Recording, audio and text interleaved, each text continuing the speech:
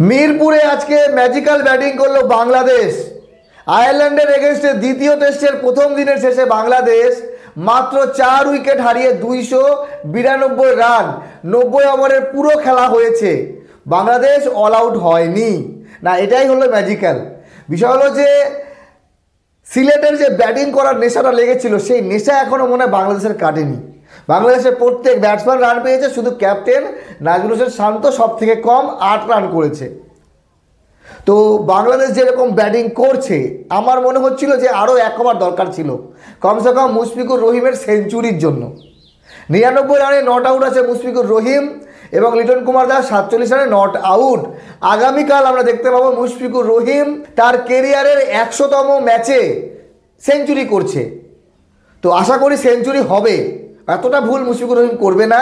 মাত্র 1 রান লাগে, তার সঙ্গে লিটন কুমার দাসের ব্যাট থেকেও আমি একটা সেঞ্চুরি দেখতে চাই। আর যদি হয় সেঞ্চুরি লিটন কুমার দাসের ব্যাটে, মুশফিকুর রহিম যদি আরও 30-40 করে আর 400 যদি হয়ে যায়, তাহলে আর বাংলাদেশকে দ্বিতীয় ইনিংসে ব্যাট করতে হবে না। টসে জিতে বাংলাদেশ ব্যাট করার সিদ্ধান্ত নিয়েছে, কারণ মিরপুরে শেরেবাংলা স্টেডিয়ামে চতুর্থ ইনিংসে ব্যাট করা খুব কষ্টকর। যদিও পিচ হয়তো একটু বদলাতে পারে, কারণ বাংলাদেশের ব্যাটিং দেখে ওটাই মনে হচ্ছে। চলেন একবার বলে দিই বাংলাদেশের কোন ব্যাটসম্যান কত রান করেছে। মাহমুদুল হাসান জয় 34, 86 বলে। সাদমান ইসলাম 35 রান 44 বলে। মমিনুল হক 63 রান 128 বলে। শান্ত বললাম মাত্র 8 রান করেছে 11 বলে। মুশফিকুর রহিম 99 রানে নট আউট 187 বল খেলেছে। আর লিটন কুমার দাস 47 রান 86 বলে। তো এই স্পেশাল এই ম্যাচ বাংলাদেশ অলরেডি একটা ম্যাচ জিতে আছে। এই ম্যাচ আয়ারল্যান্ড জিততে পারবে না, কারণ মিরপুরে আয়ারল্যান্ড পারবে না, মানে পারবে না। এই যে ব্যাটিংটা করলো 292 রানের যে প্রথম দিনের এই ইনিংসটা, এটা এক কথায় অসাধারণ খেলেছে। আগামীকাল যদি আরও 150 করতে পারে, তাহলে আয়ারল্যান্ডকে 2 বার ব্যাটিং করতে হবে আমার মনে হয়। আর যদি বলি আয়ারল্যান্ডের বোলিংয়ের কথা, তাহলে 6 জন বল করেছে, কিন্তু সফলতা পেয়েছে মাত্র 1 জন। মানে 1 জনই বল করেছে, মনে হচ্ছে যেন আর কোনো বলার নেই।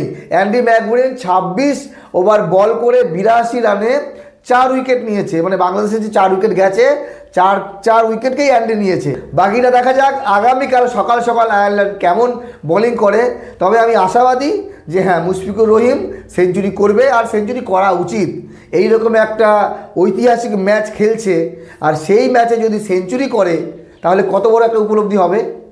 শুভকামনা রইল মুশফিকুর রহিমের জন্য। বাকি যদি বলি লিটন কুমার দাস ইনিংসটাকে বড় করুক, এটা লিটন কুমার দাসের জন্য ভালো, বাংলাদেশের এই ম্যাচের জন্য ভালো, সিরিজের রেজাল্টের জন্য ভালো। আমি বলেছিলাম বাংলাদেশ আয়ারল্যান্ডকে হোয়াইট ওয়াশ করবে, কারণ আয়ারল্যান্ড বাংলাদেশের কাছে পাত্তা পায় না, পাওয়ার কথা না।